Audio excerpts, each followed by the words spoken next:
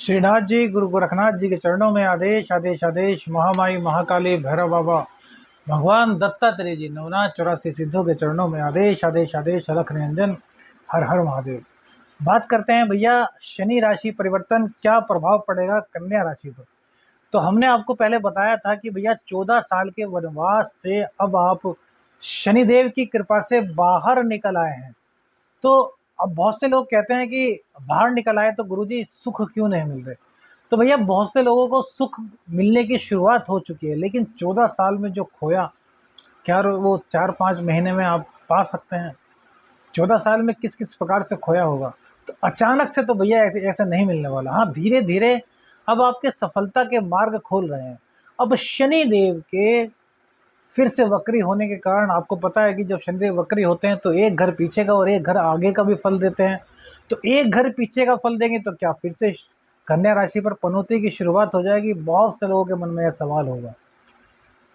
तो इन्हीं सवालों का आपको जवाब देंगे, किस किस प्रकार से शनिदेव आपके साथ में क्या क्या करने वाले हैं। इन सब चीज़ों पर आप आज विस्तार से जानकारी पाएंगे।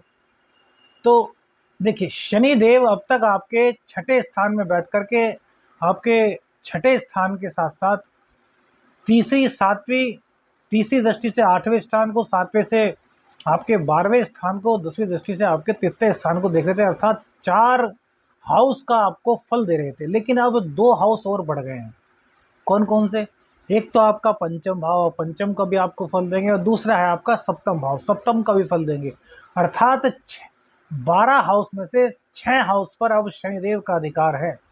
तो समझ लीजिए कितने पावरफुल हैं शनिदेव, क्योंकि रफ्तार बहुत धीमी है, लेकिन कुल मिलाकर के आधी आपकी कुंडली पर शनिदेव का कब्जा है। जहाँ जहाँ यह है वहाँ वहाँ आपको लाभ मिलेगा या हानि होगी, इसी पर चर्चा करते हैं।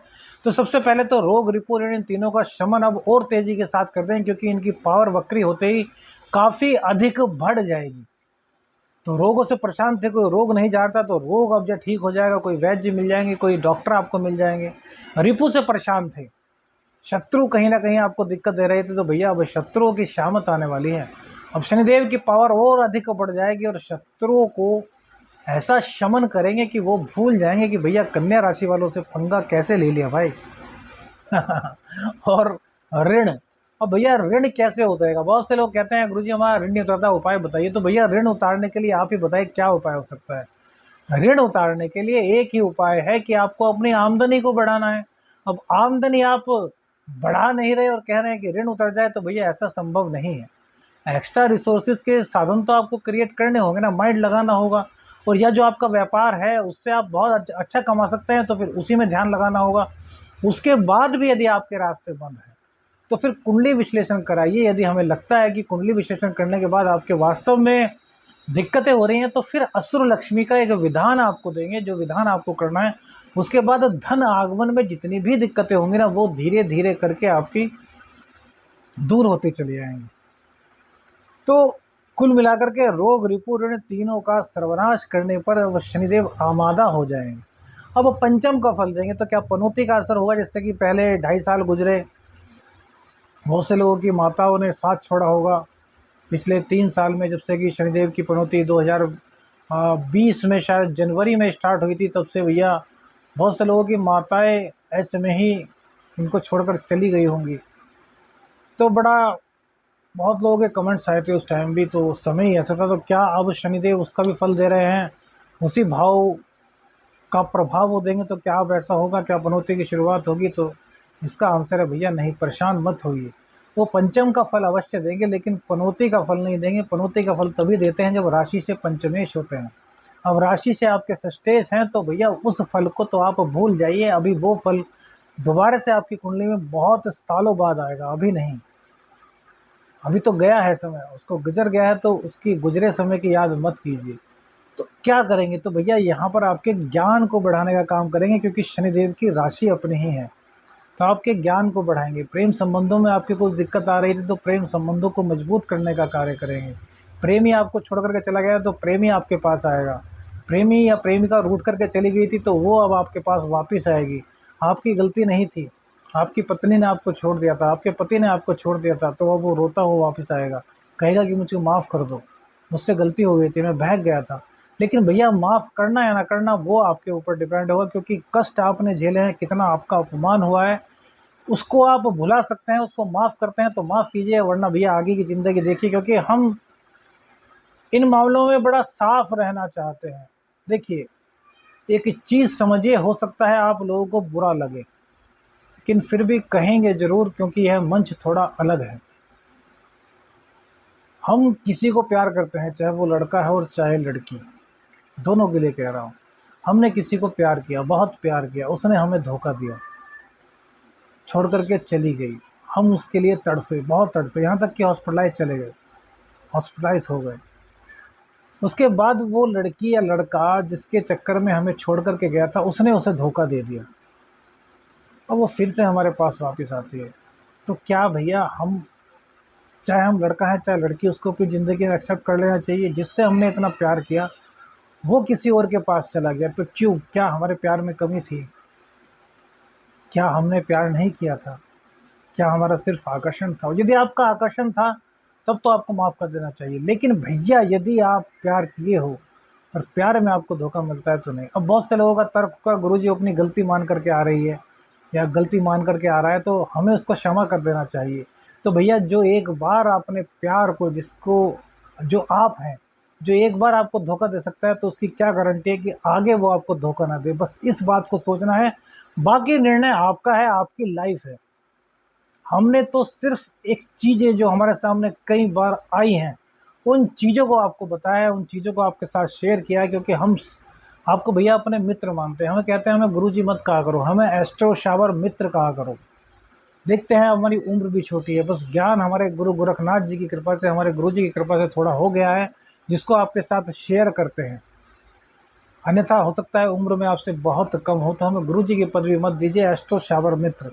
बस इस नाम को फैला दीजिए, इस एस्ट्रो शावर मित्र एक ही होना चाहिए आपका, शावरमन साधक प्रवीण, बस। तो यहाँ पर आपको बहुत ज़्यादा लाभ शनिदेव देने वाले हैं, तो पनौती आप पर नहीं आने वाली, पनौती से बिल्कुल भी मत घबराइएगा। इसी के साथ साथ अब मीन राशि का फल भी आपको देंगे। तो मीन राशि का फल, सप्तम भाव, दाम्पत्य जीवन में दिक्कत थी तो वो दूर हो जाएगी, पति पत्नी के बीच में कोई मतभेद था वो दूर हो जाएगा, एक्स्ट्रा मैरिटल अफेयर्स था तो वो खुल जाएगा। ध्यान रखिएगा भैया, एक्स्ट्रा मैरिटल अफेयर्स था तो वो खुल जाएगा। और खुलने के बाद फिर आपको पता ही है क्या होता है, तो अभी से अपनी तरफ से उसको दबाना शुरू कर दीजिए, क्योंकि यह कार्य कुछ समय के लिए आपको सुख दे सकते हैं, लॉन्ग टाइम में आपको इसका दुख ही झेलना पड़ेगा। और हमने तो ऐसा देखा है कि भैया, जिसके साथ एक्स्ट्रा मैरिटल अफेयर्स होता है वो भी छोड़कर चला जाता है, और जो हमारा पति या पत्नी होता है वो भी हमें इन चीज़ों का पता चलने के बाद छोड़ देता है, और आगे को हमारे रास्ते बंद हो जाते हैं, कोई मिल नहीं पाता। अगर कोई रिश्ते की बात करते हैं, शादी की बात करते हैं, तो कहीं ना कहीं से बात पता चल जाती है कि यार ये आदमी, ये महिला, ये स्त्री, ये पुरुष, ये सही नहीं है। तो बड़ी दिक्कतें होती हैं इनमें। तो भैया, इन चीज़ों को आप सोच लीजिए, निर्णय आपको ही करना है। हम तो सिर्फ बता रहे हैं कि इस गोचर काल में क्या क्या होने की पूरी संभावना है। व्यापार को आपके बढ़ाएंगे, साझेदारों के साथ कोई मतभेद था उस मतभेद को दूर करेंगे, क्योंकि ज्ञान की दृष्टि, ज्ञान की राशि है ये। और जो गुरुदेव हैं वो राहु के साथ रहेंगे, और राहु और गुरु, शनि की दृष्टि भी राहु पर और तुम्हारे क्या नाम बृहस्पति देव पर पड़ रही है, जो कि नीच दृष्टि है।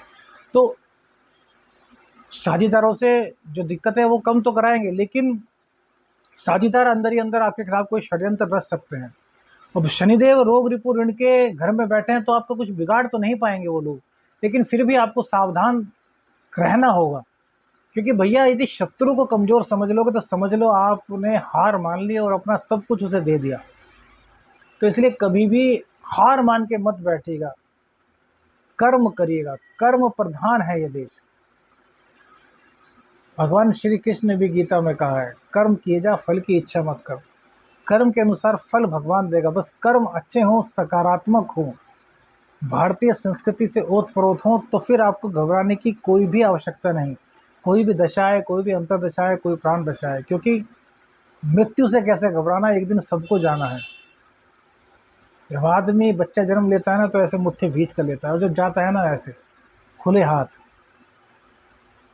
रोजाना हम लड़ते हैं धन कमाने के लिए, और जब जाते हैं तो भैया इतनी भी हिम्मत नहीं रहती कि शमशान तक भी हमें कोई छोड़, हम शमशान तक चले जाएं।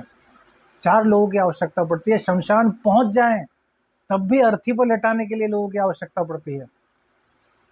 और भैया जैसे ही अग्नि प्रज्वलित उसमें होती है तो जो हमारे अपने हैं ना, जो जिनके लिए हमने किया, वो सब मुंह फेर के चल देते हैं वहां से वापिस। अरे जल जाएगा यार, 3 दिन बाद आते हैं, अस्थि अशुक्त है, गंगा जी में बहा देते हैं। तो इस शरीर की हमारी औकात क्या है? औकात है सिर्फ और सिर्फ कर्मों की। तो कर्मों को अच्छा कीजिए। शरीर सुंदर है या नहीं इसकी चिंता मत कीजिए। हम जिस पद्धति को मानते हैं उसमें पूजा करने के लिए रोजाना नहाना आवश्यक नहीं, विचारों का शुद्ध होना आवश्यक है। समझ जाइएगा तो भैया जीवन तर जाएगा। चलिए खैर, यह फिर की बात है, फिर कभी और शेयर करेंगे आपसे। तो व्यापार आपका बढ़ाएंगे। अब देखिए, अब इनकी दृष्टि जो अष्टम पर पड़ रही है तो संघर्ष को आपके बढ़ाएंगे। कामों में सफलता जो आपको नहीं मिल रही थी वो सफलता तो मिलनी शुरू होगी, लेकिन आप सोचें कि आपने इधर काम किया, उधर से सिक्के निकल करके आ गया, ऐसा नहीं होगा। संघर्ष करना होगा, मेहनत करनी होगी। क्योंकि भैया शनिदेव का कार्य है सोने को तपा तपा कर कुंदन बनाना, तो वो कार्य तो यह करेंगे, वो इनकी प्रवृत्ति है। धीरे धीरे चलते हैं, धीरे धीरे धीरे धीरे धीरे धीरे धीरे धीरे, शनि शनि नीलांजनम समाभासम रविपुत्रम यमागरम छाया मातंग संभूतम तम नमामि शनिश्चरम। माँ का सम्मान कीजिए, जितना माँ का प्यार करेंगे, माँ का सम्मान करेंगे, माँ की बात मानेंगे, उतनी शनिदेव की आपको कृपा प्राप्त होगी। एक बात बताते हैं भैया, सुंदरकांड करते हैं, हम सबको कहते हैं कि भैया जिस पर शनि की दिक्कत है सुंदरकांड का पाठ कीजिए, लेकिन सुंदरकांड के पाठ के साथ साथ अपनी माँ की सेवा, अपनी माँ का सम्मान करना शुरू कर दीजिए, अपनी माँ की नौकरी कर लीजिए। देखिए भाई साहब, शनि देव आपको इतना देंगे, चाहे 7.5 हो चाहे ढैया, आप थाम नहीं पाएंगे। सबसे पहले चंद्र को पीड़ित करते हैं, दिमाग को पीड़ित करते हैं, माँ को पीड़ित करते हैं, उसी के बाद उनका विपरीत असर मिलता है हमारे जीवन में। माँ को पसंद करके देखिए भैया किस प्रकार से शनिदेव की कृपा मिलेगी, क्योंकि इस ब्रह्मांड में शनिदेव अपनी माँ से ज़्यादा किसी से प्रेम नहीं करते। आजमा करके देख लीजिए, जीवन ना बदल जाए तो कहना कि एस्ट्रो शावर मंत्र, एस्ट्रो शावर मित्र मिथ्या है। आजमाइए। अब इनकी दृष्टि जो अष्टम पर पड़ेगी उससे संघर्ष बढ़ेगा, इसके बाद 12वें पर दृष्टि पड़ेगी तो भैया यात्रा होंगी आपकी। अब चूंकि इनकी पावर बढ़ जाएगी तो यात्रा आपको कहीं ना कहीं लाभ देंगी, क्योंकि राशि जो है वो सूर्य देव की है और पिता पुत्र में थोड़ा मतभेद भी है। बावजूद इसके, क्योंकि षष्टम में बैठे हैं शनिदेव और 12वें को देखेंगे, तो यहाँ भी आपकी व्यापारिक यात्रा को लाभप्रद बनाएंगे। इतना होगा कि 10 यात्राओं में से 6 यात्राओं का लाभ मिल जाएगा, 4 यात्राएं निष्फल हो जाएंगी। तो सभी यात्राओं में धर्म का समावेश कर दीजिए, क्योंकि शनिदेव ही धर्म है, न्याय करते हैं भैया। तो जैसे कि आपको बनारस जाना है किसी कार्य से, आपको अपनी व्यापारिक यात्रा करनी है, तो ये मत कहिए कि हमें व्यापार की यात्रा करने बनारस जाना है, आप कहिए कि हमें काशी विश्वनाथ जाना है। बस नाम बदल दीजिए, सबसे पहले दर्शन काशी विश्वनाथ की कीजिए, उसके बाद अपने व्यापार का काम कीजिए, 10 की 10 यात्राएं सफल होंगी। आजमा लीजिए सूत्र को भी, ना हो तो कहना। इसके बाद दृष्टि तृतीय भाव पर पड़ेगी, जहाँ के कारक होते हैं मंगल की राशि है, तो पराक्रम को आपके बढ़ा देंगे। जो आपके अंदर निराशा का भाव था उस निराशा को खत्म कर देंगे, आपके जीवन में इतनी उमंग लाएंगे, इतना जोश लाएंगे, जो पैरों में दर्द था वो कम हो जाएगा, आपकी शक्ति बढ़ जाएगी, आपका जो बल है वो बढ़ जाएगा, आपके अंदर की एक आध्यात्मिक चेतना, एक अलग से स्फूर्ति उत्पन्न होगी, जिससे कि लोग कहेंगे कि अरे यार ये वही व्यक्ति है जो 2 महीने पहले तक कैसा दिखाई देता था। उपाय के तौर पर सुंदरकांड का पाठ और माँ की सेवा। आदेश आदेश अलख निरंजन। हर हर महादेव।